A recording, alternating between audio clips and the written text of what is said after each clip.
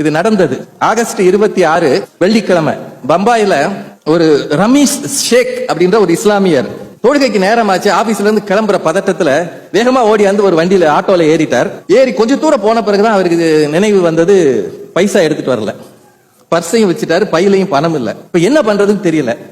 திருப்பி ஆட்டோவை திருப்ப சொல்லி அந்த ஆபீஸுக்கு போய் பர்ஸை எடுத்துட்டு வந்தா அதுக்குள்ள தொழுகை நேரம் முடிஞ்சிடும். பம்பாய் டிராபிக் எப்படி இருக்குன்னு உங்களுக்கு தெரியும். அதனால அவர் என்னடா செய்யறது, காசு இல்லாம ஒரு ஆட்டோல ஏறணும்னா எவ்வளவு சிக்கலா இருக்கும், அசிங்கமா இருக்கும்.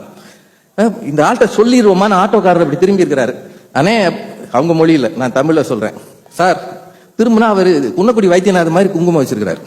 அந்த ஆட்டோவுக்கு முன்னாடி பெரிய விநாயகர் படம் ஒட்டி இருக்கிறார்.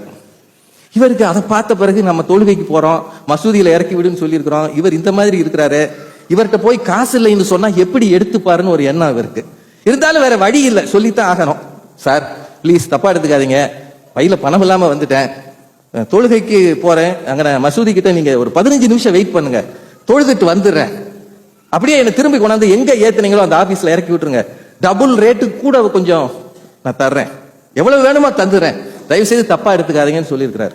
அந்த ஆட்டோக்காரர் இப்படி பார்த்துட்டு, என்னால எல்லாம் வெயிட் பண்ண முடியாது, அடுத்து எனக்கு வேலை இருக்கு, இன்னொரு இடத்துக்கு அவசரமா போகணும்.